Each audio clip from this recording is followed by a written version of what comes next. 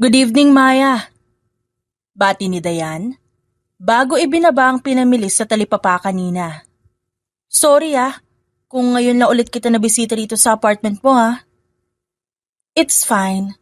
Dapat nga nagpapasalamat ako You always bring me free stuff. Alam ko kasing di ka marunong mamalengke at kalilipat mo lang dito sa bagong apartment mo. Pinaglutuan niya ng sinigang kaibigan habang inaasikaso nito ang mga papeles na inuwi galing sa trabaho. Ilang sandali pa, narinig niyang tumawag si Brent, ang nakatatanda nitong kapatid. Nag-usap ang dalawa. How are you? Wala bang problema dyan sa tinitirhan mo? Tanong ng lalaki. I'm fine. Wala ring issue sa apartment, kuya. Nothing amazing. Ilang taon lang nito, makakapagtrabaho na ako sa main office ng kumpanya mo. Right now, I just enjoy everything. Okay, good. Kapag may napansin kang kakaiba, sabihan mo ako agad.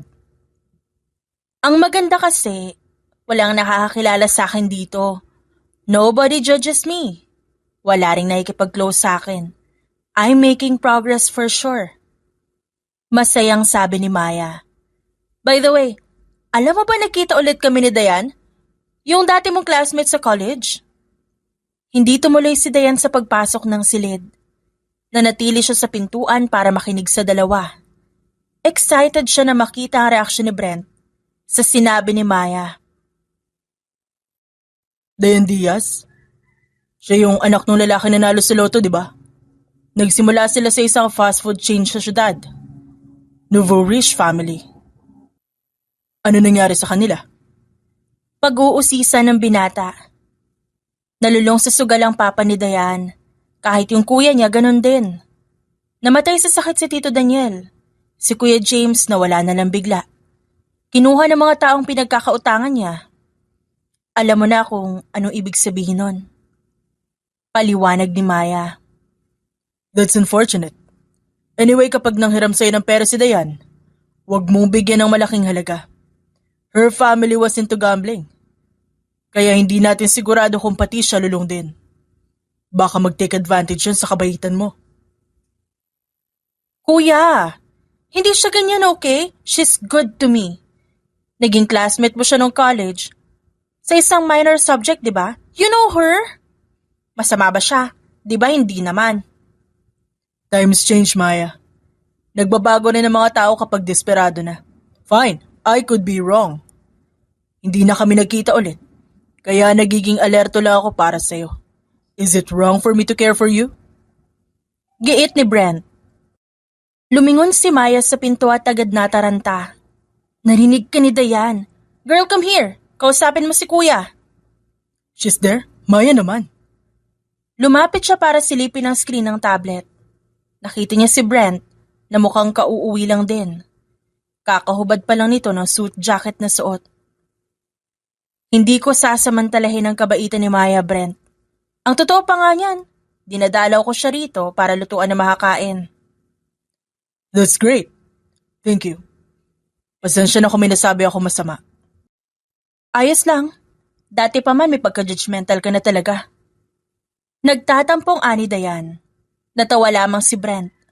I'm sorry. Binabawi ko yung sinabi ko. Sa katunayan, dahil mabait ka kay Maya, magsabi ka lang kung may request ka. I will try my best to give you whatever you need at the moment. Gusto mo lang bawiin yung pagkakabadshot mo sa akin kanina Pang-aasar niya. You caught me off guard. Hindi ko in-expect na nandyan ka pala. Nagigilty ka lang kasi narinig ko. Ang sama mo naman. Hindi siya matingnan ni Brent. Lumingon ito sa malayo at gusto pa yatang i-end ang call. Tumabi na si Dayan at hinayaan na magkapatid na mag-usap. Nagangat ng kilay si Maya. Natameme ka, kuya. Mayos ka nga. Ba't di mo sinabi agad na nandyan siya? You could have given me a heads up. Judge pa. Yan tuloy. Umatras si Dayan at hinintay si Maya sa kusina para sabihing kumain na sila. Nung magkaharap sila, humingi ito ng dispensa sa sinabi ni Brent kanina. Alam mo naman si kuya. Desensitized na yun sa tao. Nagkaroon siya ng mga empleyado na abusado kaya ganun. Matagal na nung huli kayo nagkita kaya distant na rin siya sa'yo. Panimula nito. Napatawa siya. Ayos lang. Di mo kailangan depensa ng kuya mo, okay? Naintindihan ko siya. Thank you, Dayan. Nag-focus siya sa pagkain. Bagamat sinabi niyang okay lang, may pagkailang pa rin sa kanyang dibdib. Sa totoo lang, nadismaya siya sa narinig kanina. Kinabukasan, naghanap siya ng trabaho. Matapos magsumite ng mga resume, pumunta siya kay Maya. May sasabihin daw ito sa kanyang importante at hindi pwedeng ipagpabukas pa. May nahanap akong work opportunity for you, Dayan. Excited na sabi nito. Yun nga lang, it's abroad. To Macau, specifically. Ito ang detalye ng trabaho. Hospitality? Okay sa akin to. Kayang-kaya ko to. May mga certificates ako dyan. Naku, salamat talaga, Maya. Walang anuman. I will help you process your papers.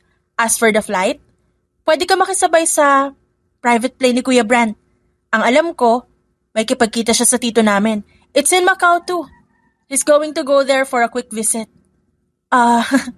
Sige. Thank you so much. Nag-aalinlangan niyang sagot. Mabuti na lang at nariyan si Maya. Walang kasiguraduhan ang kanyang pag-a-apply dito sa Pilipinas. Hindi niya lolokohin ang sarili at umayaw sa harap mismo ng grasya. Alam niyang sinikap ng kaibigan niya na may secure siya na isang posisyon abroad. Hindi niya sasayangin ang chance nito. Matapos ng 2 linggong pagkuha ng kanyang mga papeles, agad na bumiyahe si Dayan papunta sa bahay ni Brent. Naabutan niya ang lalaki na papaalis na rin. Tinawag niya ito mula sa gate.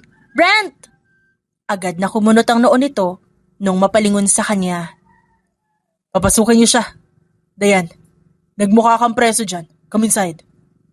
Pumasok ito sa kotse at hinayaan ang mga tauhan na umasikaso sa kanya. Nakisakay siya sa magara nitong sasakyan. Salamat at pumayag ka na isabay ako sa biyahe, Brent. You're Maya's friend. Isa pa, ang sama no sinabi ko sa'yo. Hindi tayo pareho ng kinalakihan. I was privileged. Hindi dapat kita pinipigilang umangat. Nalanghap niya ang pabango nito. Agad na yumuko si Dayan at ngumiti. Huwag mo na isipin yun. Sige, tatahimik na ako. Di na kita aabalahin sa biyahe. Nung makarating sila sa harapan ng eroplano sasakyan, halos panuyuan ang lalamunan si Dayan. Hindi niya inasahan na ganito na lang pala kayaman si Brent. Parang nung kailan lang. Nangungopya pa siya ng assignment nito. Gumilid siya nung mapansin ng iba pa nilang kasamahan sa magiging flight. Nariyan, si Mr. Jameson, ang anak nitong si Talia na mas bata sa kanya ng 3 taon. At si Mr. Perry, nakasabay ang asawa nitong si Jean. Sinalubong sila ng flight crew. 2 stewardess na sina Jamie at Kendall. Isang piloto naman ang hinar nila. Dahil pwedeng humalili si Mr. Perry, dala ng may lisensya ito sa pagpapalipad ng eroplano. Pumwesto si Dayan sa bandang likod. I'm glad that this visit finally went through. Akala ko, magkakaroon na naman ng problema sina Carson sa opisina. It would have needed my immediate attention. Hindi pa ako pwedeng umalis. Panimula ni Mr. Perry. Natawa ang misis nito. Problems do happen. Kailangan maging handa. We have to adjust according to what's needed. Diba, Talia dear? Yes, tita. For me, natuwa lang ako sa trip na to kasi finally, makakasama ko na rin si Brent ng hindi puro trabaho ang iniisip niya. I am glad that I was invited to their family reunion. Mayuming sagot ng dalaga. Thank you for the time. Sigurado ako matutuwa si na tito. Tanging ani Brent bago nagpatuloy sa pagbabasa ng dokumento sa iPad na hawak. Ibinaba ni Dayan ng tingin at naglaro ng snake-snake sa kanyang keypad na cellphone. Hindi siya pinapansin ng mga tao sa unahan. Akala siguro ng mga ito, nagdala si Brent ng kasambahay at si Dayan yon. Kung kaya wala siyang pagbati na narinig. Pero hindi rin naman siya ginugulo ng mga bisita. Tinatrato siya na para bang hangin at naiintindihan ni Dayan na siya ang naiiba sa trip nila. Matagal na nila itong plano at nakikisakay siya sa mga ito. Kahit sino, talagang maiilang. Hindi na pinansin ni Dayan ang mga kasamahan at nag-focus sa sarili. Noong dahan-dahan ang umangat ang eroplano, naramdaman niya ang saglit na pitik mula sa kanyang tenga. Bahagyang napapikit si Dayan at nagpa siyang takpan ng muka para matulog. Naramdaman na lang niya ang malakas na pagbagsak ng sinasakyan. Napaigik siya at nagising ng tuluyan sa marahas na pagtulak ni Brent. Dayan, gising ano ba? Teka nga, ano bang problema mo? Tanong niya. Namumutla ang binata, tila ba hindi nito alam kung anong gagawin. Doon kinabahan si Dayan. Anong meron? Nag-emergency landing ang eroplano sa isang isla. Wala nang ibang choice kasi nasa dagat tayo nung matuklasan ni Captain Jack ang problema. May technical error mula sa cockpit. Walang signal. At di natin alam kung kailan tutugon ang mga otoridad. Ano? Napabalikwas siya ng bangon. Natulog lang ako tapos ganito na? Niloloko mo ba ako, Brent? Tumingin siya sa labas at imbes na ulap ang kanya makita, puro dahon at puno ang naroon. Mas lalo siyang nanghina. Anong gagawin natin ngayon? Di ko alam. Napatiimbagang si Dayan. Isa lang ang ibig sabihin nito. Hindi sila makakapunta sa kanilang destinasyon. Hindi mapakali si Dayan nung lumipas ang ilang oras at napakatahimik ng paligid. Tumingin siya sa kanan at agad na nakita si Brent. Tila ba may malalim itong iniisip dahil sa pagkakakunot ng noo. Lumapit si Dayan at tumabis sa binata. Nandito ka pa sa lupa. Pero para bang lunod na lunod na yung isip mo? May problema ba? Dayan, nasa isang isla tayo. Walang makain, walang maiinom, walang matitirhan. Mukha ba tayong walang problema? Kung mainit lagi ang ulo mo, dadagdag kasi isipin imbes na makahanap tayo ng solusyon. Kalmadong sagot niya. Natamemes si Brent. Hindi ito makapaniwala sa kanyang sinabi. Are you actually talking back to me right now? Dito sa istang to, patas tayo. Kaya sana maging mabait ka naman. Ilang saglit na natulala ang lalaki, bago inis na nag-iwas ng tingin. I'm sorry. Ngayon lang ako naipit sa sitwasyong ito. Kaya nawawala ako sa focus. Tell me, hindi ka ba natatakot? Wala silang masagap na signal, Dayan. Anything could happen. Paano kung may magkasakit sa atin? Maghahanap tayo ng paraan. Siguro naman may mga dahon-dahon dyan na pwede nating gamitin tapos maghuhukay na rin tayo para may mainom. Sagot niya. I wish I have your confidence. Tumawa lamang siya bago nagpunas ng short. Aalis ako. Maggagabi na kaya maiging maghanap na tayo na makakain bago pa kumagat ang dilim. Susubukan ko maghanap ng prutas sa mga puno. I'll come with you. Mabuti pa. Sina Mr. Jameson, nag-uumpisa ng mangisda sa dalampasigan. Kita ko. Konti na lang para magsusuntukan na sila ni Mr. Perry. Iba ang nagagawa ng desperasyon sa tao. Nagunat si Dayan na tumingin sa binata. Marunong ka bang umakyat ng puno? Of course not. Mukha ba akong unggoy? Asar siyang tumawa. Diyos ko naman. Hindi ba pwedeng useless ka lang kapag may zombie apocalypse? Inirapan siya nito. Ginagalit mo ba ako? Gumagana ba? Umirap si Brent. It's working. Munti ko na makalimutan na na-stuck tayo rito sa isla at walang contact sa syudad para sa susunod na mga araw. Maganda yan. Pag-iigihan ko pa. Abay malay natin mawala yung kayabangan mo, di ba? Maiwan mo rito kapag uuwi na tayo ng syudad. Ewan ko sa'yo, Dayan. Sa 5 minuto na pag-iikot sa hagubatan, nakakita sila sa wakas ng isang punong mangga. Excited na napatalon si Brent. Look, hinog na mangga. Paano natin aabotin yan? Iaagis kita, tapos hihilahin mo. Sasaluhin kita pagdating sa baba. Seryosong ani Brent sa kanya. Nasapu ni Dayan ang bibig. Sinong head ng R&D nyo? Buti di ka pa nasasapak. Hanip yung idea mo eh. I'm joking, okay? Alam ko naman imposible yon. Talaga? Hindi ka umasa kahit konti? Napangiti ang lalaki. Okay, I'm sorry. Medyo umasa ako na papayag ka. In my head, the idea sounded so good.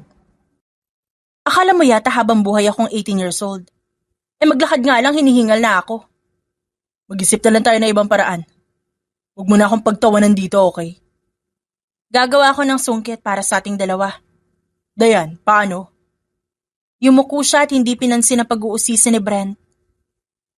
Binali niya ang maraming sanga, pagkatapos pinagtagpi-tagpi ito gamit ang damit ng binata. Wait, bakit pa pinupunit yung mamahalin ko shirt? Mas mahal ngayon ang pagkain kesa sa branded mong damit, Brent. I know, pero damit ko yan. Wala ka bang ibang dalang masusuot? Meron. Oh, meron naman pala. Alam ko na nahihirapan kang tanggapin na ganito tayo ngayon pansamantala, pero bilang presidente ng isang kumpanya, marunong ka dapat mag-adjust na mabilis sa emergency na gaya nito, di ba? Hinubad nito ang shirt at pinagpupunit yon sa kanyang harapan. Ilan pa kailangan mo? Ako nang pupunit. 2 pa sana. Dahil sa pagiging masipag ni Dayan, nakakuha sila ng marami-raming mangga. Hindi nila inubos ang lahat dahil mas mabilis itong masisira kundi kakainin agad. Sapat na to, bumalik na muna tayo saglit para hindi tayo mangalay sa pagbubuhat.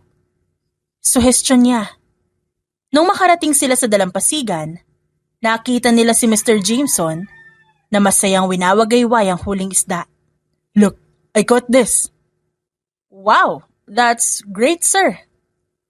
Ayaw niyang idugtong na kung paghahatian nila yung huli nito, sa liit ay baka yung 2 mata lang ang makain niya. Don't look down on my catch. Madadagdagan pa ito. Nakangiting lumapit ang matanda bago kunot noong tinuro si Brent. May leon ba sa loob, Brent? Para kanila pa. What happened to your clothes? Grabe naman yan. Ito po. Nanungkit si Dayan ng mangga. I helped by providing my clothes. Kailangan ng pantali sa mga sanga na gagamitin niya. Wow! Iha, you're great! Siniko ni Dayan si Brent nung makaalis na ang mga matatanda. Ba't sinabi mo pa yun? Ang alin? Sinabi mo nilang sana na ikaw ang kumuha ng mga to. Ba't ko naman naakuin ang ginawa mo? Kumagat si Brent sa mangga at agad na pangiwi. Ang asim ah. This is my life now. Nakakaiyak. Natawa siya ng bahagya. Ito naman ang drama. Ikaw? Hindi ka marunong mag-comfort ng tao. Ano ba naman yung sabihan mo ko na magiging maayos din ang lahat? Sa palabas nang nangyayari yan. Boyfriend ba kita? Sinipat siya ni Brent ng tingin. Oras na umiyak ka. Wag na wag kang ngunguso sa akin. Dahil talagang di kita i-comfort. Option pala yun. Ngayon ko lang nalaman na pwede pala. Nope. Kalimutan mo na yung sinabi ko. We should find more fruits and hunt animals. Yung pwede natin ibigay kay Jamie at Kendall para may luto nila. Sabi ng binata bago tumalikod. Nabura ang ngiti ni Dayan. Ang totoo niyan, nalulungkot siya. Lahat ng mga kasamahan niya rito may kanya-kanyang pamilya. May naghahanap sa kanila, nagdadasal na makauwi sila ng ligtas. Walang ganun si Dayan. May ligtas man sila ngayon o hindi, pareho pa rin ang sitwasyong uuwian niya sa bahay. Dala ng kanilang pagtutulungan, agad na nakabuo ng bonfire ang grupo sa labas ng eroplano. Nag-ihaw sila ng isda sa turo ni Kendall at mismong si Jack habang nagdidiskusyon patungkol sa nasirang eroplano. Di ko maintindihan. Na-check naman namin na maayos lahat bago tayo lumipad. Pero nagkaroon ng technical problem. Kung ipipilit natin ang flight, baka hindi ko na mailapag na maayos ang eroplano sa susunod. Umingo si Mr. Jameson. Di kaya sinadya mong isakay kami sa sirang eroplano mo, Brent? Kung gusto mong magpakamatay, magsulok ka. Huwag mo kami idamay. Namutla ang mukha ni Brent. Sir, with all due respect, hindi ko naman po gusto ipahamak tayong lahat.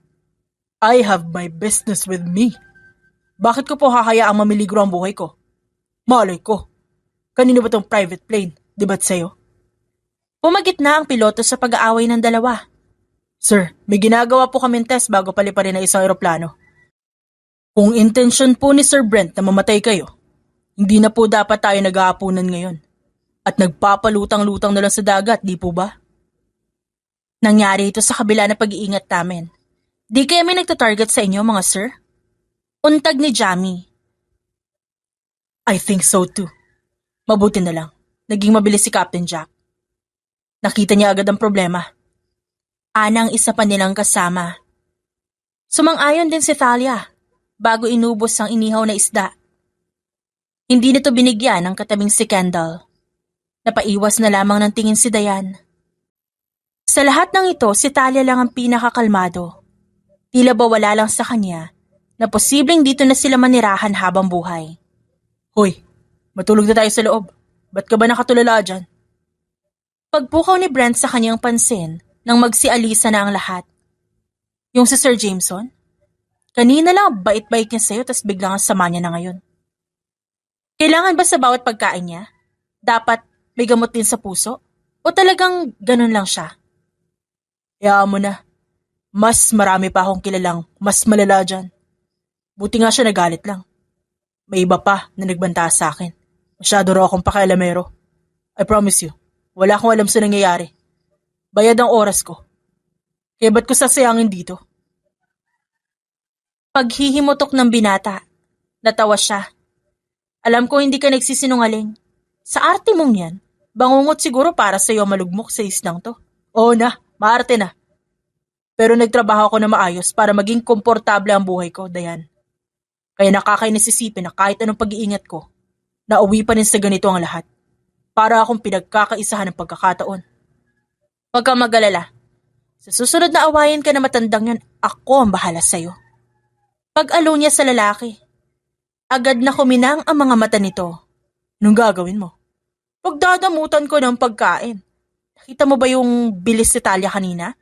Kung ako yung si Kendall, baka pinalunok ko sa kanya yung maging buto ng mangga. Ay nako, di marunong makihati sa iba. Oh, kala ko pa naman ipagtatanggol mo talaga ako. Hindi ako papasok sa gulo dahil lang sa'yo, okay? Kapag nakabalik tayo ng syudad, limot mo na ako. Ba't ako mag-iipon ng kaaway para sa'yo? Sumbat niya sa lalaki. Pumasok si Brent sa loob ng eroplano at kumuha ng biskwit mula sa bagahe saka bumalik. Naalala ko, dala ko pala yan. Iyon na. Kapag tinamad ka na sa pagtingala sa langit, pumasok ka na sa loob dahil magkakasipon ka sa lamig. Tumawa lang si Dayan habang kinakain ang binigay nitong snacks. Dahil konti na lang ang pagkain nasa eroplano, ngayon pa lang gahol na sila sa konsumo. Inasahan nila na hindi magtatagal ang flight, kaya ang resulta, maliit lang ang pagsasaluhan nilang lahat. Siguradong bukas, pagkatapos ng almusal walang-wala na sila. Doon na magsisimula ang kanilang kalbaryo. Tumingala siya muli sa langit. Humiling sa mga bituin na sana makabalik na sila agad. Madilim ang umaga kinabukasan. Agad na bumaba si Dayan para manguha ng kahoy na panggatong mamayang gabi. Dahil ubos na ang butane na panluto nila, tinitipid na rin ang enerhiya ng mga baterya sa eroplano. Kinailangan ni Dayan na pangunahan ang pag-iipon ng mga tuyong kahoy. Dayan, mag-iingat ka sa gubat, maraming insekto dyan. Paalala ni Jack. Sige po, mag-iingat ako. Sinimulan niya ang paghahanap. Ilang sandali pa, tumabi sa kanya si Brent. Magulo pa ang buhok nito. Halatang kagigising lang. Malalim ang eye bags at nakakabahala ang pamumutla. Ba't di mo ako hinintay? Ba't kita hihintayin, boss ba kita? Umismid ito. We're a team. Tignan mo sila. Yung dalawang steward magkasama. Si Jack nagtutulungan. Si Natalia, tapos si Mr. Jameson, kasama si Mr. Perry at Ma'am Jean. We should be in this together. Ba't saan ko dumidikit? Kasi alam ko malakas ang fighting spirit mo. Kapag magkasama tayo, we're the strongest team. Di ako aware na team building pala to. Whatever. Tayo dapat ang wagi pagdating sa mga ambag para di na ako awayan ng matatandang yun. Don't worry. Ikaw mag-iisip, ako ang magbubuhat. Duo tayo. Ano pa ba magagawa ko? Mapilit ka. Sabi niya bago tinulak ang likod ni Brent. Dumapo ang kamay. Sa balat nito mismo, napakunot siya. Ba't suot pa rin ang crop top mo? Anong crop top? Have some respect. Yan yung ginutay-gutay ko para sa sungkit. Kung wala tayong mapagkukunan ng sabon dito, edi titipirin ko yung mga damit na isusuot ko. Kaya hanggat di pa madumi, hindi ko tuhubarin. Bumagsak ang panga ni Dayan. Hindi siya makapaniwala. Unti-unti nang nilulusaw ng isnang ito ang kaartehan ni Brent. Napipilitan na itong makiayon sa lugar. Nakita ko na konti lang yung dala mong damit. Papahiramin kita ng shirt kung gusto mo. Kala ko ba titipirin mo? Oo nga, pero team tayo. When you need something, especially if I can provide it, ibibigay ko. Iniwas ni Dayan ang mga mata at palihim ng umiti. Hindi pa rin nagbabago ang pakikitungo ni Brent sa kanya. Noon pa mang nasa koleyo sila, oras na may grouping, siya agad ang hinihila nito. Hindi naman siya ganun katalino. Nadadala niya ng sipag at tiyaga ang bawat exam. Gayunpaman, hindi siya nakakalimutan ni Brent. Anyway, ano pala nangyari sa papa mo? Kung ayaw mo sabihin, ayos lang. I just wanted to understand. Paano kayo napunta sa ganun? Hilaw siyang tumawa. Matagal na yon kaya maiintindihan ko kung di mo pa naririnig. Nagkamali ng taong pinagkatiwalaan si Papa. Natalo sa sugal ang pondo niya. Wala kaming alam doon. Ano bang idea namin sa negosyo niya? Gayong biglaan ang lahat ng yaman namin. Inaral ko pa kung paano i-handle na maayos yung pera ni Papa. Pero hindi ko man natapos ang 4th year. Nagumpisa na kaming malugi. Hindi umimik si Brent kaya tumikim siya. Binigyan kami ng ilang linggo para humanap ng paraan pero wala talaga. Tinanggihan kami ng bangko. Wala na nagawa si Papa kundi magdeklara ng bankruptcy. That's sad. Yan ang rason kung ba't hindi ko natapos yung kursong yon. Para saan pa yung business management na degree? Kung wala namang negosyo yung pamilya namin. Nadismaya ako, tapos nawalan din ng gana sa pag-aaral. Yung tipong desididong-desidido ka pero baon naman sa utang. Pamasahe na sana papuntang university, iipunin pa para maging pambayad ni na Papa. Mapait na sabi niya. Galit ka ba sa kanila? I mean, maganda sana ang buhay mo kung naging masinop lang sana sila. Pera naman yun ni Papa, hindi sa akin. Nung una, di ko maiwasang magalit kasi ba't nauwi na lang kami sa ganun? Pero nung katagalan, narealize ko walang alam si na Papa. Nagtiwala siya sa maling tao. Nalulong sa sugal, nalugmok. Kung may tao man na pinaka nagsisi sa lahat, alam kong siya yon. Nasa kamay niya na yung tagumpay tapos napunta pa sa wala. Napahilamos ng palad si Dayan. Saglit siyang binangga ni Brent sa balikat. I admire your mind. Kung sa iba pa nangyari yan, baka nagrebelde. Tapos panay ang sumbat sa mga magulang. Yes, your parents might have wronged you for once, pero ikaw pa rin ang guguhit ng sarili mong kapalaran. In the end, magkaibang tao kayo ng mga magulang mo. Their choices might affect you, but the ultimate outcome depends on your strength. Tumango si Dayan. Lumapit pa sa kanya si Brent. Hey, I'm sorry kung minasabi ako na hindi maganda. Alam ko na ibang-iba ang nakasanayan natin. Pinalad ako sa mga magulang ko. Dapat di ako nagsalita na para bang danas ko yung paghihirap mo. Dati ka pang ganyan, Brent eh. Optimistic. Masiyahin, makwento. Masaya ako kasi kahit malayo yung agwat natin sa buhay, nagagawa mo pa rin akong pansinin at tratuhin na gaya noon. Nagulat siya nung saglit na kumapit si Brent sa kanyang balikat bago nagpunas ng mga mata. Ba't naman kita tatratuhin iba? Ikaw lang kasundo ko na maging magkaklase tayo. I was actually curious about you. Kung saan ka na nagpunta, kung kumusta ka na. I miss your handwriting. Kahit yung sulat kamay ko, talagang na-miss mo? Oo naman. Ang lakas mo kayong kumopya sa assignments ko. Of course, I'd miss you. Malakas na sabi nito. Agad siyang napayuko. Galing mo talaga, no? Kuhang-kuha mo yung inis ko. Biro lang. But I'm really happy kasi nagkasama tayo ulit. Si Dayan ang namimili kung magagamit ba ang kahoy. At si Brent ang magbubuhat ito pabalik. Ilang metro din ang nilakad nila bago tuluyang naging kontento sa dami ng panggatong na nakuha. Mag-iingat ka kay Jack. Biling niya kay Brent. Ha? Ba't naman siya? Dapat si Mr. Jameson ang inaalala mo.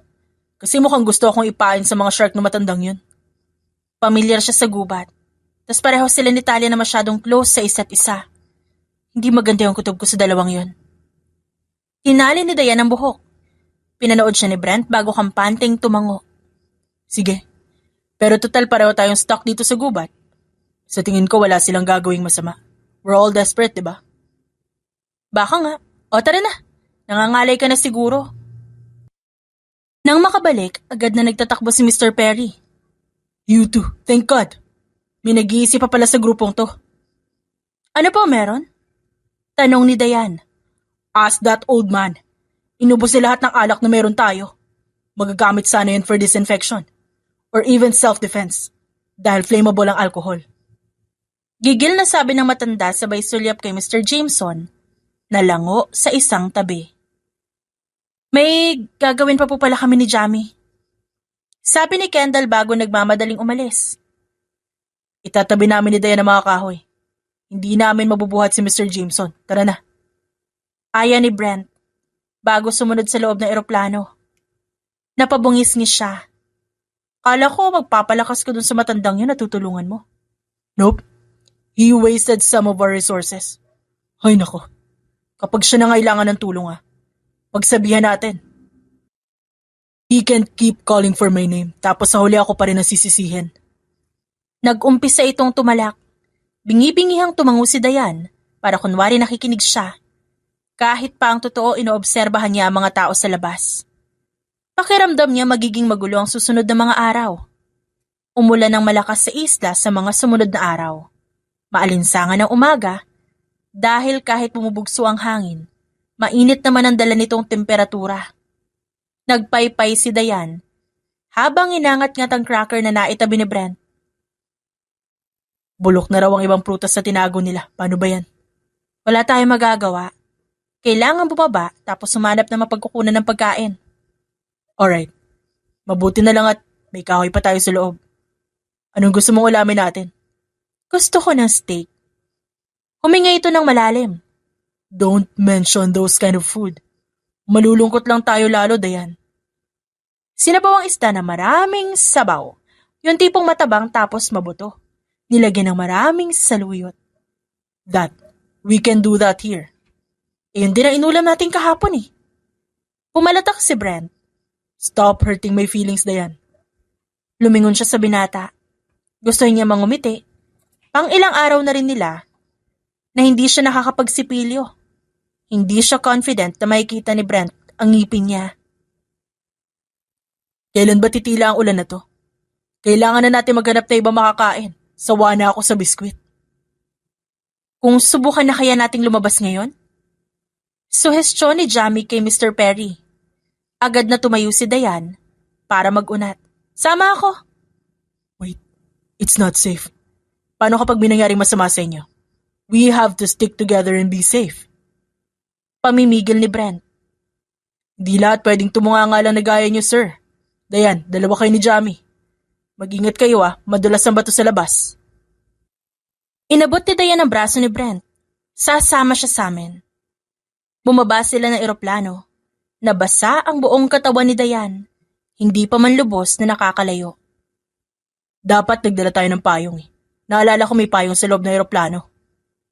Sabi ni Brent, wag na, wala na naman magagawa yan sa lakas ng ulan.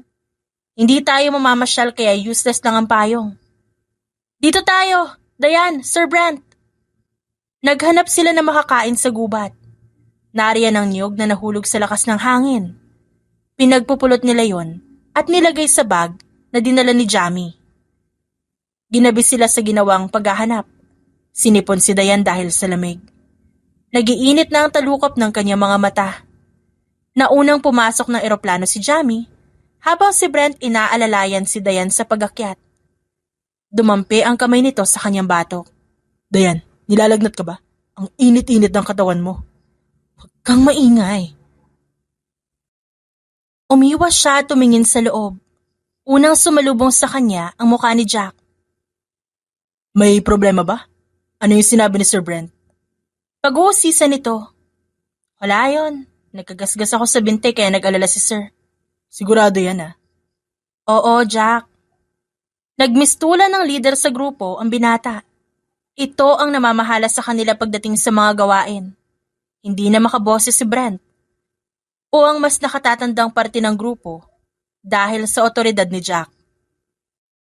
Nagpalit ng damit si Dayan. Nadat na niya si Brent na nakaabang sa labas ng banyo nitong eroplano. May konting tubig pa sa loob. Magbanlaw ka kasi madumi ang tubig ulan. Hindi nakinig si Brent at mas piniling salatin ang noo niya. Nilalagnat ka nga, Dayan. Ba't di mo sinabi kanina? Ayoko mamroblema sila sa akin. Simpleng lagnat lang naman to. Oras na malaman nila may sakit ako, iiwasan ako ng mga kasama natin. Hindi nila ako bibigyan ng pagkain sa takot na baka mahawa. Kalmadong sagot niya. That's so silly. Ba't ka naman nila pakikialaman? Hindi mo naman hiniling na magkasakit Nilagnat ka habang naghahanap ng makakain nating lahat. If they talk shit about you, tell me. Pagagalitan ko sila. Ibang-iba na to sa opisina mo, Brent. Hindi mo empleyado ang mga tao rito. Isa pa kung ako malalagay sa posisyon nila. Ayoko rin na tumabi sa taong may sakit. Nag-unat si Dayan bagong umiti. Hindi ako tatabi sa iyo mamaya. Baka mahawa ka rin. Pupwesto ako sa bandang likod. Huwag kang maingay. Nariyan ang pag-aalangan sa mga mata ni Brent. Gusto siya nito lapitan pero umatras siya para umalis. Hindi niya gustong magpadala sa sitwasyon. Ganito concerned si Brent sa kanya. Kasi konti lang sila dito. Wala nang ibang rason. Pero para sa puso niyang matagal nang may nararamdaman para sa binata, isang matamis na tanawin ang nag-aalala nitong mga mata at malikot na kamay. Umikit si Dayan habang naghihintay na matapos ang iba sa paghahanda ng kanilang makakain. Mabigat ang kanyang katawan at hirap siyang labanan ang matinding antok. Sa huli, namayani ang pagod. Tuluyan siyang nakatulog ng mahimbing. Natapos ang hatian ng pagkain, nung madilim na sa labas, kumuha ng 2 pinggan si Brent, sinalok ang parte niya. Maging ang para kay Dayan, kanyang itinabi. Habang kumakain ang lahat, hinimay niya ang sariling pinggan at pinili na maglagay doon ng masustansyang pagkain para ilagay sa plato ni Dayan. Inubos niya ang naiwan bago lumakad patungong likod ng eroplano. Lumapit siya kay Dayan at tiningnan ang mapula nitong muka. Pinipiga ang puso niya sa tuwing nakikita kung gaano ito kapagod. Siya itong lalaki, pero walang masyadong maiambag sa lahat. Hey, Dayan, bumangon ka na muna. Kumain ka. Huwag kang magulo. Babangon ka o hindi. Kung di ka makikinig sa akin, may gagawin akong di maganda. Sa pilitan nitong bumangon, hinila ng dalaga ang manggas ng suot niyang shirt. Nangiistorbo ka ng tulog, Brent. Pasensya na. Ito yung plato mo. Ikaw, kumain ka na ba? Yes. Nakalagay na ron ang pinggan ko. Tiningnan ni Dayan ang sariling pinggan at kunot noong tumingala sa kanya. Ba't ang dami nito? Ano madami? Konti nga lang yan When I'm in the city, nakakaubos ako ng 2 pinggan ng kanin. Mabuti naman at matutulog tayong lahat ng busog ngayong gabi. Napalunok si Brent. Tumabi siya kay Dayan at pinanood itong kumain. Eat well, Dayan. Nagkakaganyan ka ba kasi wala tayong TV? Ako ang ginagawa mong pampalipas oras dito, dun ka nga. Please, let me watch. Ayoko makipag-usap sa mga taong nasa unahan. Hindi ko sila bati. Para kang bata, Brent. Tila suntok yan sa kanyang dibdib. I'm sorry. Siguro, nakaka-turn off yung sinabi ko para sa'yo. Hindi naman. Lahat ng tao may pagkapete rin minsan. Normal lang yan. Hindi mo sila inaaway kaya walang problema. Naintindihan kita. Tugon ni Dayan habang kumakain. Isang mainit na haplos ang dumaan sa puso ni Brent. Halos lahat, inaasahan siyang maging malakas, mautak at makapalamuka. A stereotypical businessman kumbaga, na para bang hindi normal sa tuwing nahihirapan siya o nalulungkot. Tanggap siya ni Dayan, maging sa mga panahon kung saan hindi siya kaaya-aya. Gusto ni Brent ang mga taong gaya nito, yung walang arte at realistiko ang pananaw sa buhay. Hindi siya pinipilit na maging perpekto, walang sumbat na maririnig sa tuwing pumapalpak siya. Pagbalik natin sa syudad, anong gagawin mo, Dayan? Maghanap ng trabaho, ano pa nga ba? But, what kind of job? Pwede kang magtrabaho sa poder ko. Pero hindi ka nag-request sa akin kahit ano. Ina-expect ko pa naman na ako agad ang lalapitan mo. Umirap ang babae sa kanya. Mas malaki ang susweldohin ko sa service industry abroad kesa sa kumpanya mo. Ouch, that's rude. Yan ang totoo. Ayoko magsinungaling. Overtime nakaharap ay screen. Tapos, masisira utak ko? Buti pa sa abroad may tip. Bitter na umismid si Brent. Hindi ka ba matutuwa kapag magkasama tayo sa trabaho? Hindi naman ako mabubuhay kung tutunganga lang ako sa mukha mo, no? Ba't ka ba naaasar dyan? Gusto mong sumama ako sa'yo? Inilihis ni Brent ang tingin. Wag na, mas malaki ang sasahurin mo abroad. Ginulat siya ng tawa ni Dayan. Tinulak siya ng mainit nitong palad. Ang totoo niyan, wala akong paki sa pera. Sino ba nakadepende sa akin? Ako ang bumubuhay sa sarili ko. Di naman ako maluho. Ayoko ring umalis. Kung ganun, binibiro mo lang pala ako kanina. I almost felt bad. Naisip ko pa kung ginigipit ko ba yung mga tauhan ko. Very good, Dayan. Galit ka? Napakunot siya ng kanyang noo. Hindi naman. I'm happy. Buti at hindi ka determinado magtrabaho sa ibang bansa. What happens to you there? Walang makakahanap sa iyo agad-agad. Pareho lang naman yun dito. Mukha ba may naghahanap sa akin ngayon, Brent? Kahit di ako sumama sa inyo pabalik, ayos lang. Wala namang iiyak kapag nagkasakit ako. Don't be like that. Hindi ba't nag-aalala ako ngayon sa'yo? Paano pa kaya si Maya? Pagkontra niya, umahon ang kakaibang takot sa puso ni Brent. Kung ganito ang tingin ni Dayan sa sarili, mas lalong hindi ito pwedeng pumunta abroad. Oras na mamiligro ito. Baka mas piliin ang dalaga na manahimik kaysa magreklamo. Oo nga pala. Brent, kapag nakabalik tayo ng syudad, pwede ba magpasa ng resume sa kumpanya mo? Yep, akong bahala sa'yo. Aasahan ko yan, no? Gipit pa naman ako ngayon. Inabot ni Brent ang magulo niyang buhok. Saglit itong inayos. Bilog ang mundo. Kahit ang mga bida nga sa palabas, pinapahirapan muna bago manalo. I'm here, rooting for your success, Dayan. Nagpatuloy ang babae sa pagkain. Nakahinga siya na maluwag. Ipinagpatuloy niya ang panonood dito. Dahan-dahan lang, ikukuha kita ng tubig. Salamat. You're welcome. Naghanap ng maiinom na tubig si Brent. Nakasalubong niya si Jack na seryoso ang tingin. May sakit ba si Dayan? Sir, sabihin niyo na ang totoo. May mga kasama tayo matatanda rito. Kaya dapat inaalala niyo yung kalagayan ng lahat.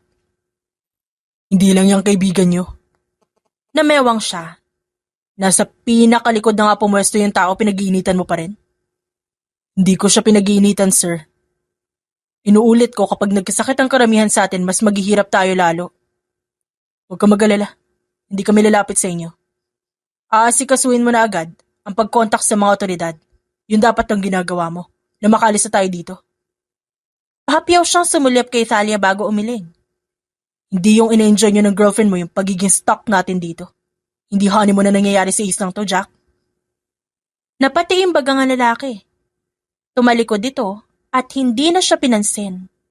Umirap si Brent. Akala yata ng lalaking yon.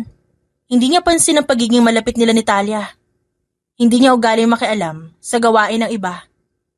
Pero sa oras na napika siya, hindi niya titigilan ng mga taong umuubos ng kanyang pasensya. Nagpatuloy siya sa paghahanap ng tubig para kay Dayan. Sa kakampanteng bumalik sa tabi ng dalaga. Sa pagdaan ng ilang araw, napansin ni Dayan na may kakaiba sa grupo. Masama ang tingin ni Jack kay Brent. Wala nang pakialam ang lalaking katabi niya. Tumutulong ito sa mga gawain pero hindi nakikipag-usap sa iba. Ano nangyari nung gabi nagkasakit ako? Wala naman. Umulan nun, kaya wala magawa buong magdamag. Naniwala siya sa sagot nito. Bumaba siya sa eroplano sa tulong ni Brent. Maghanap tayo ng makakain. Baka may mga ligaw na gulay pa sa gubat. Okay, sige. Nagpalibot-libot sila sa gubat. Pinulot na ni Dayan, maging ang mga kabote sa daan. Nung una pinigilan siya ni Brent. Pero sa pagtagal, Hinubad na nito ang suot na shirt para may mapaglagyan ng kanya nakuha. Kundi lang delikado ang sitwasyon natin ngayon. Ang cute na sana. Masaya naman pala mag-camping. But of course, yung camping na may sapat na pagkain. Tapos may pagpipilian. Salaysay ni Brent. Para tayong bagong preso rito. Shh! Dayan, you just hurt my feelings again. Nagsishare lang naman ako. Sumenya si Dayan. Itinago niya ang ngiti para ituro ang nangyayari sa unahan. Itinikom ni Brent ang bibig at gulat na sumulyap kay Sally at Jack na gumagawa ng himala sa damuhan. Agad na tumalikod ang binata para takpan ang kanya muka. Huwag mong tignan. Why are you still looking? He's small, okay? Maliit yung kanya. Loko-loko. Gusto ko lang naman makita yung mukha ni Talia. Then it's also bad. May banyo sa eroplano. Ba't dito pa nila ginawa yun? Lalamok ka ng puwet nila dun. Naitikom ni Brent ang bibig. Sumulyap ito sa kanyang muka bago nagkibit balikat. Baka hindi boto si Mr. Jameson sa pagsasama nila. Halata naman kung bakit. Matapobre yung matanda, tapos ang lakas pa mang-away. Kahit sinong lalaki mahihirapan. Hindi maganda ang kutob ko kay Jack. Pakiramdam ko sinadya niya itong emergency landing natin para magpa-impress sa papa ni Thalia. Bulong niya habang naglalakad sila sa ibang direksyon. Namilog ang mga mata ni Brent. That's actually a fair assumption. Pero syempre, matagal na siya sa akin. Nahihirapan akong pagdudahan siya. Ipapahamak niya ba talaga si Thalia para lang magpa-impress sa tatay nito? Una, hindi natin sigurado kung talaga bang may sira sa cockpit. Si Jack lang naman nagsabi nun eh. Pangalawa, nakita mo ba siyang mag-initiate ng contact sa mga tao sa syudad? Isa pa, may mga emergency landing sites na malapit pero pinili niya sa islang to. Once nakalapag na tayo, hindi na pwedeng subukan na paliparin muli ang eroplano. Ngayon, hindi ka pa rin ba nagtataka? Huminga ng malalim si Brent. Papaimbestigahan ko ang nangyari. Oras na makabalik tayo. For now, kailangan nating sumabay sa kanya. Once we're free to go home, kukumprontahin ko si Jack. Good. Hindi makatarungan na nagtiis tayo dito para sa wala ha. Tumibay ang desisyon ni Brent dahil sa kanyang sinabi. Tila naalala nito sa wakas ang noon siyang trabaho na sana'y papasukin niya. Ang mga nawaldas na oras, pati na ang pagkakasakit niya sa islang ito. Mapaparusahan siya oras na malamang ginago niya tayo. Dahan-dahan ang kanilang pagbabalik sa madulas na mga bato. Umabot sa puntong kinuha na ni Brent ang kanyang kamay para alalayan siya sa paglalakad. Magaspang ang palad nito, tulad sa kanya. Seryoso ang binata na para bang normal lang dito na mag-holding hands sila. Nag-init tuloy ang puso ni Dayan. Iwan mo ko. Baka mamaya niyan isipin ni ng Mr. Perry at Ma'am Jean na may namamagitan sa atin. Umiling si Brent. Hayaan mo sila. Kapag nadulas ka, baka mabagok yung ulo mo. We can't risk it. Pagpasok nila sa loob, agad sumalubong sa kanila si Jamie. Magandang balita, Sir Brent. Makakabalik na tayo ng syudad. Paparating na yung tulong. Nakausap ko yung rescue team gamit yung emergency transmitter. Nakahinga ng maluwag si Dayan. Napasandal siya kay Brent. Agad siyang inakbayan ng binata at kumuhit ang saya sa mukha nito. Makakabalik na tayo sa wakas. Nanumbalik ang sigla ni Dayan.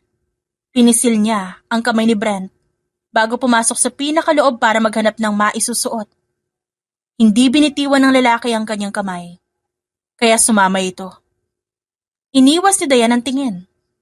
Sa pagbalik nila sa syudad, mawawala na rin kaya ang closeness na nabuo nila rito sa isla? Noong dumating ang rescue team, si Jack lang ang hindi nagulat. Kalmado ito habang ipinapaliwanag sa mga otoridad ang nangyari. Pumagitna naman si Brent matapos masigurong nakasecure na ang maleta nila. Sir, I will request na wag galawin ang aeroplano. Papaimbestigahan namin ang nangyari. Kumunot ang noon ni Jack. Sir, ano ibig sabihin yan? Technical problem ang naging sanhi ng emergency landing natin. Imbes na magpasalamat kayo sa ginawa ko, ako pa naging masama. Sir, this is bullshit. Ba't bumoses ka agad dyan? Guilty ka ba? Anyone could have tampered with the cockpit. Baka nga hindi mo lang napansin.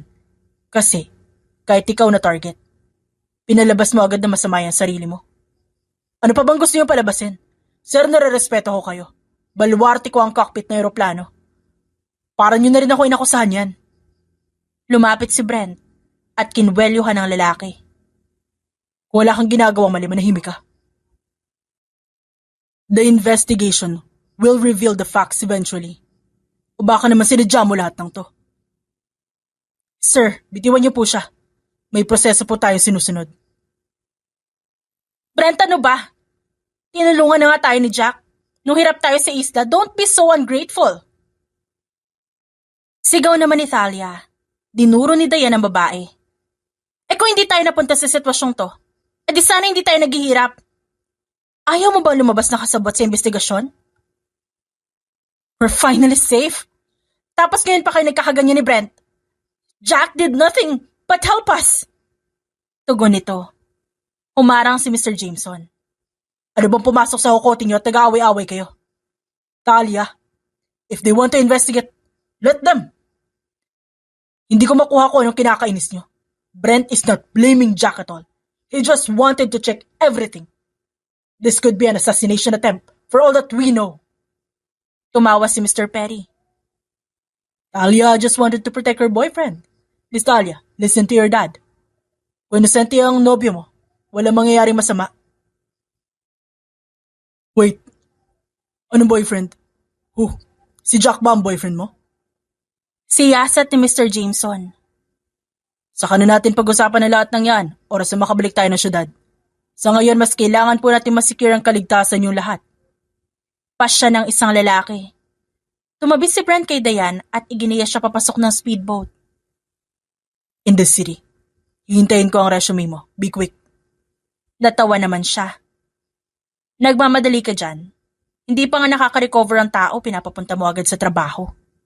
We got stuck here for 2 weeks. Nasanay ako na magkasama tayo. Iniisip ko pa lang, pagbalik ng syudad, hindi na kita makikita. Para bang nawala na ako ng kakampi nun. Pupuntahan kita agad. Magkaibigan na tayo ulit, di ba? Excited na aniya. Friends? Alright. May kinang sa mga mata ni Brent. Umahon naman ang pag-asa sa puso ni Dayan. May chance kaya mag-level up pa ang kanilang relasyon? Pagkalapag pa lamang ng speedboat sa daungan, agad na nagtatakbo si Maya palapit sa kanila. Una nitong niyakap ng mahigpit si Brent. Kuya! Thank God you're safe! Akala ko na paano ka na. You didn't contact me for a long time. Nagreklamo na ako sa mga pulis pero dahil umalis ka ng bansa, hindi sila sigurado kung saan ka unang hahanapin. I'm fine now. Si Dayan nagkasakit siya sa isla. Talaga? Bumaling sa kanya ang dalaga at yumakap. Oh my gosh! You suffered so much, Dayan. May gusto ka bang kainin? Wala. Huwag kang mag-alala. Di naman kami ganong nahirapan sa isla kasi nagtulungan kaming lahat. Still, we have to make sure na walang foul play na nangyari. Nasayang ang 2 linggo niyo ni Kuya Brent. Himutok ni Maya. Let's eat dinner someday. But first, ihatid ka namin pa uwi sa inyo, Dayan. Okay, sige, salamat. Dumaan ang ilang araw bago sila muli formal na nagkita para mag-dinner. Nung kumakain sila ng hapunan sa isang restaurant, nakatanggap ng importanteng tawag si Brent. Si Mr. Jameson. Ba't naman siya tumatawag? Dapat kasama niya yung mahal niya sa buhay ngayon. Sagutin mo na. Marahang ani Dayan. Alright. Napabaling si Maya sa kanya. Pagkatapos, lumipat ang tingin kay Brent. Tila ba hindi ito makapaniwala na gano'n na lang sila ka-close ngayon? Listen, Brent. Are you alone? May kiusap sana ako sa'yo. Dahil pribado ang kanilang silid, dinig na ng tatlo ang lahat. Ano yun, sir? Stop the investigation. Huwag mo na ituloy. At bakit? Sir, you should be happy with my initiative. Kung may namatay sa atin sa nangyari, would you still ask me to stop the investigation? Wala namang napahamak. At worst, nagkasakit yung kaibigan mo. But then so what? She's not a big deal anyway. Dumilim ang mukha ni Brent. Kung di niya sasabihin sa akin kung anong problema, wala akong gagawin. Hindi ko ititigil ang investigasyon. It's about Talia. Boyfriend niya si Jack. She helped him out of the goodness of her heart. Namanipula lang siya ng lalaking yun. Baka lumabas sa investigasyon na may kasalanan ng anak ko kahit wala. She's innocent. Napahilot ng sentido si Brent. Sir, with all due respect, hindi ko sinayang ang 2 linggo ko para lang makapaglaro ng bahay-bahayan sa isla yung anak ninyo. If you respect both of our time, maintindihan nyo kung ba't ako nagagalit. Inis na bumangga ng hangin ng matanda sa kabilang linya. Fine, you want something right. Ganito. Narinig ko na naghahanap ka ng mapapangasawa. May nahanap ka na bang babae? I will offer you Talia. Kahit boyfriend niya si Jack. I guarantee you she's a virgin. Magpakasal kayong dalawa and by that. Kailangan mo na siyang protektahan. You would not want any scandal around your wife to be, di ba? Nasusukang umatras si Maya. Si Dayan naman napailing na lamang. Isang idea ang namuo sa kanyang isipan. Tumayo siya para bumulong sa tenga ni Brent. Lumingon ito sa kanya ng bahagya. Naamoy tuloy ni Dayan ang pabango nito. Ngumiti si Brent. Alright, I get it. Is that right? Pumapayag ka, Brent? No, I'm sorry to disappoint you, Mr. Jameson. Hindi ako interesado sa anak niyo. You should not do that to your own daughter. Kung talaga nagmamahalan sila ni Jack, hindi tayo dapat nakikialam sa kanila. She could be pregnant with his child. I will not claim such a big achievement. Gigil na umangil na matanda. Kung ganun, anong gusto mo? May bagong venture kami papasukin ni Mr. Perry. We need funds. Makakapag-abot ka ba ng pera? Fuck you, Brent. You have your options, Mr. Jameson. You can say no to me. Mahihindihan mo ba ang anak mo? Pinatay ng matanda ang tawag. Natatawang binaba ni Brent ang cellphone at nagpatuloy sa pagkain. Eat, Dayan. Huwag kang mag-alala, bibigay din yan. Masayang bumalik si Dayan sa pagkain. Inobserbahan lang sila ni Maya. May konting ngiti ito sa labi. Makalipas ang 1 buwan. Formal na pumasok sa kumpanya ni Brent si Dayan. Nakasalubong niya ang lalaki. Ngumiti ito bago pumasok sa presidential lift. Ikaw laging napapangiti si Sir Brent tuwing nakikita ka. May something special ba? Untag ng kasamahan niyang babae sa trabaho. Inayos si Dayan ang buhok at yumuko. Huwag mo lagyan ng mali siya, si Sir Brent ang nagbigay ng chance sa akin na magbago ang buhay ko. Nakaipon ako agad ng pera dahil sa kanya. Oo na. Pagdating ng kanilang out sa trabaho, huling lumabas si Dayan dahil sa dami ng gawain. Nung magunat siya, nakita niya ang pagbukas ng presidential lift at ang paglabas ni Brent. Ngayon ka pa lang ba uuwi? Tanong niya sabay tikim. Sir? Oh, are you heading out as well? Tara na, atid na kita. Huwag mo na rin akong tawagin, sir. Tapos na office hours. Nagpatiuna na si Brent. Huwag mo na rin akong tawagin, sir. Tapos na ang office hours. Sige. Nang marating naman nila ang parking lot, isang ngiti ang ipinakita ni Brent. Ba't ba ang cold mo sa akin sa tuwing nagkikita tayo? Anong cold?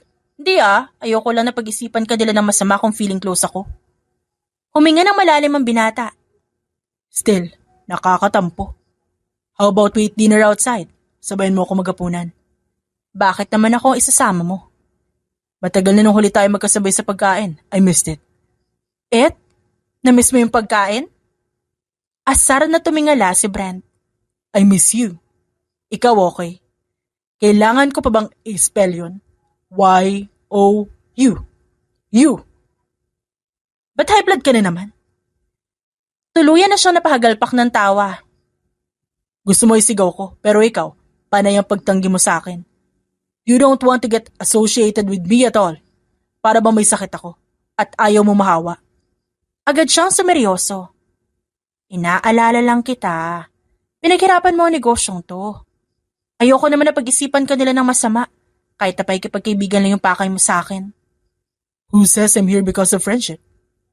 Natameme si Dayan sa tanong na yon. Hindi niya matignan sa mata si Brent.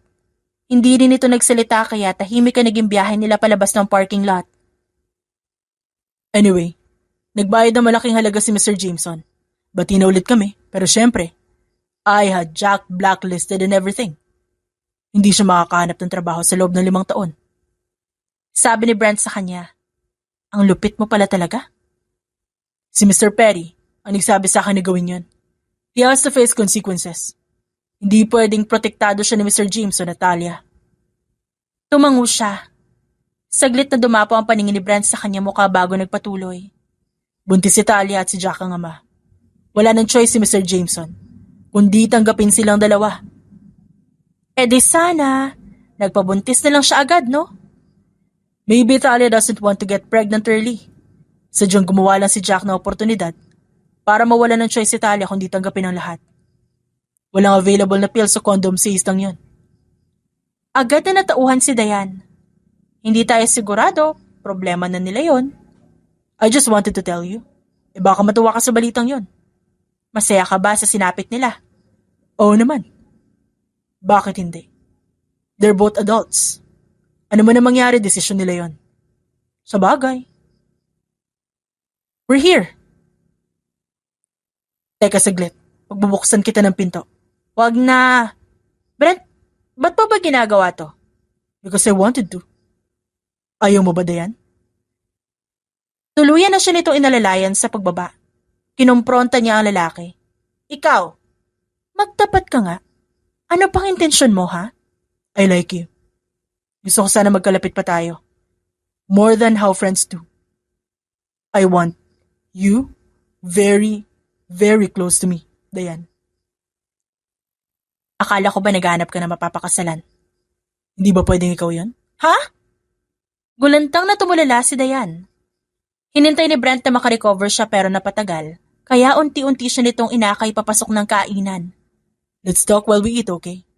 Huwag mo akong tanggihan agad, please. Think it thoroughly. Ayoko mapilitan ka, but at the same time, I want you to consider me carefully. Hindi naman ako mayaman. Wala ako maidudulot na maganda sa reputasyon mo o sa kumpanya mo. Nabura ang ngiti sa mukha ni Brent. Inaalala mo pa rin ba ang sasabihin ng iba? Oo. Kasi ayoko mapano ka. Gusto rin kita, Brent. Nakahinga ng maluwag ang binata. Nagawa pa nitong sapuhin ang dibdib. Shucks, I thought you're going to reject me. May iyak na sana ako. Oo, ito. Seriously, ngayon lang ako nag-confess sa babae. Can you believe it? Nahihiya ako sa ganun. I can't do that, but towards you, masaya ako na sabi ko. Huminga ng malalim si Dayan. Hinayaan niya muna na lumipas ang dinner bago muling kinausap si Brent. Did you like the food? Oo, maraming salamat. Nung ihatid siya nito sa bahay, hindi agad umalis si Brent. Nagabang ito sa kanyang sasabihin.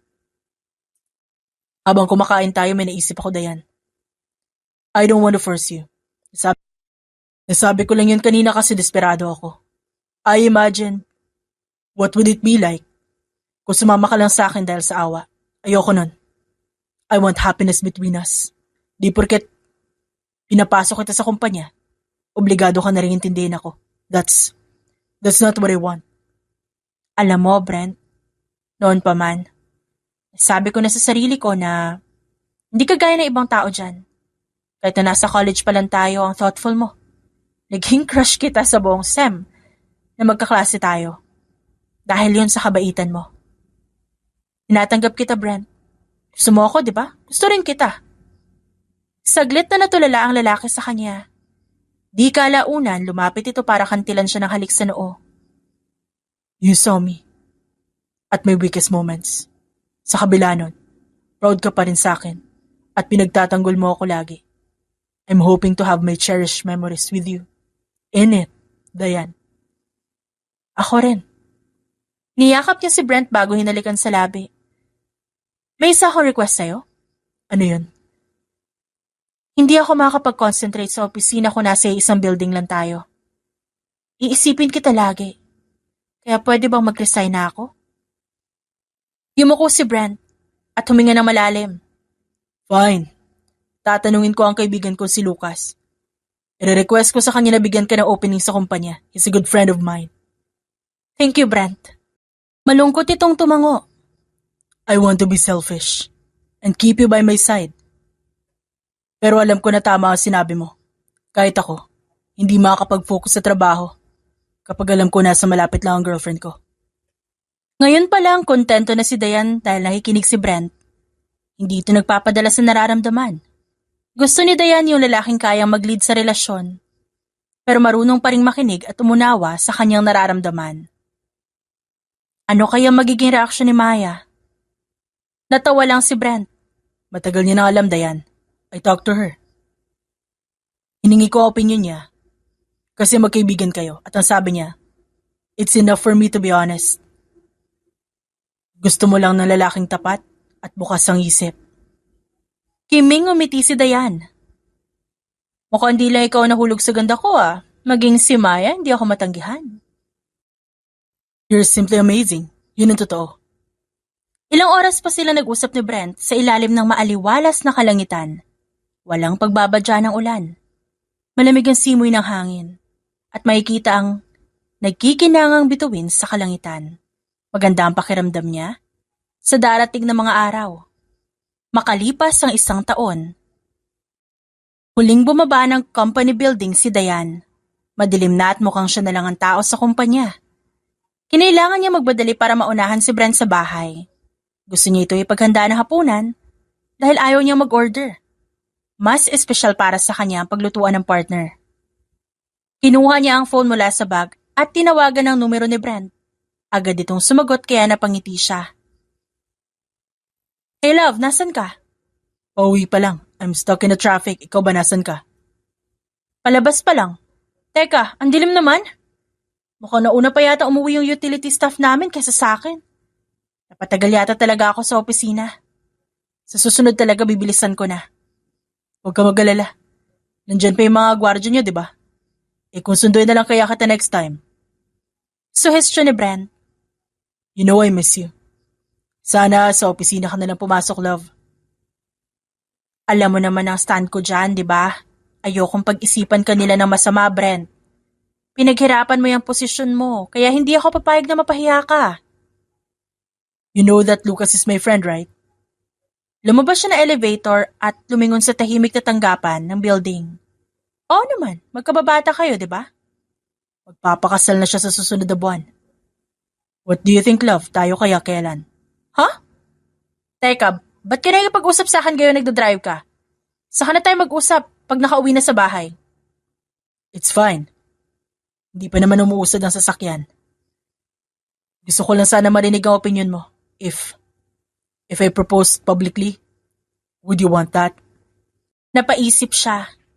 Ilang buwan niya na rin ini-imagine na magiging kasal niya. Hindi niya pwedeng pangunahan si Brent at 1 taon pa lang naman sila magkasintahan. Pero dahil mahal na mahal niya ito, hindi niya mapigilang mapaisip. Walang duda, yes lagi ang magiging sagot niya. Kapag nag-propose ka, yes agad ang sagot ko. Siyempre mahal kita. Matapos niyang sabihin yon, lumiwanag ang buong interior ng ground floor nitong building. Hindi niya napansin ang design ng una dahil sa kamamadali, pero ngayong maaliwalas na ang tanggapan, kitang-kita niya ang larawan nila ni Brent. Nakapwesto sa glass wall o nakasabit mula sa ceiling. Una niyang iniisip kung ano magiging reaksyon ni Lucas oras na makita niya ang lahat ng ito. Sunod ay natawa siya sa pagiging wais ni Brent. Lumabas ito mula sa likod at huminto sa kanyang harapan.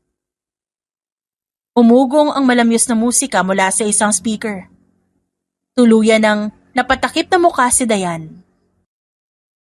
Hey love, I'm here to propose. Here's the flowers and my gift. Paano ko malaman ni Lucas ang tungkol dito? Ikaw talaga? Saway niya habang inaabot ang pisngi ng partner upang mahalikan. Don't worry, Miss Diaz. You guys have my support. Sabi ng boses mula sa speaker. Ang mismong boss niya pala ang nagpapatugtog ng sweet music para sa kanila. Kinuntsaba mo pa yung boss ko? Daing niya sa lalaki. Ngumiti lang si Brent. I love you. Gusto ko sana na may witness sa proposal natin. Ayoko naman mag-invite ng mga taong di mo gusto kaya si Lucas at Maya ang nandyan sa taas. Kahit si Maya nandito? Hi Dayan! I support you and Kuya forever! Pagtawag ng isang babae sa second floor. Humilig si Dayan sa dibdib ni Brent at tumango. Huwag ka nang lumuhod. It's a yes. Hindi pumayag ang lalaki. Ginamit pa nito ang 2 tuhod at yumakap sa hita niya. No. Gusto ko ipakita sa'yo kung gaano ako seryoso. Alam ko na yan. Mahal din kita. Hindi yan ang ibig ko sabihin, love. I want you to see my eyes when I promise you. Ako ang magiging #1 fanboy mo sa buhay. Hindi kita pababayaan. I will support you in anything and everything. Kasabwat mo ko sa lahat. Kahit pa dumating ang araw na makagawa ka ng masama, I will gladly take the blame. Just for you. Ayokong makaranas ka ng paghihirap o kahit katiting na sakit. Pahayag nito bago naglabas ng singsing. Nagpatuloy si Brent. Nakita ko to sa cellphone mo. Nakabukas ang isang tab sa browser. Mukhang naghahanap ka ng magandang singsing. I was glad when I saw it. Inisip ko na siguro handa ka na rin sa susunod na kabanata ng buhay natin. Tama ba ako, Dayan? Oo naman. Kahit sa panaginip, ikaw lang ang gusto kong pakasalan. Lumawak ang ngiti ni Brent. We'll get married soon. Sa simbahan na gusto mo. I love you, Dayan. Isinuot ito sa kanya ang singsing. Kontentong tinignan ni Dayan ang kamay bago yumakap kay Brent. Nagsaboy ng mga bulaklak si Maya. Si Lucas naman nilakasan palalo ang volume ng speaker. Habang ang iba'y nagmamadali sa pag-uwi, nagtutulakan sa pila at pagod na naghihintay sa biyahe. Si Dayan at Brent ay nakayakap sa isa't isa. Masaya ang pagle-level up ng kanilang relasyon. Nagkalat man ang yaman, oportunidad, at ibang tao sa mundo, kontento na ang kanilang puso. Maubos man ang lahat ng lupa, magunaw man ang mundo, o matuyo ang dagat, ang unang hahanapin ni Dayan ay si Brent. At hindi ang mga ari-ari ang meron sila. You can live at the peak of the mountain with the greatest view. Pwede ka ring manirahan sa pinakatuktok ng mataas na gusali. Sa syudad na gustong-gusto mo, kung saan tanaw mo ang lahat sa ibaba. Pero wala pa ring nakatatalo sa bisig ng taong mahal mo. Kung saan kahit walang gwardya, pero may safety na nararamdaman. Wala mang heater ngunit mainit. Home is where the heart is. At para kay Brent at Dayan, ang kanilang puso ay nakalaan na para maging espesyal na pahingahan ng isa't isa. The end.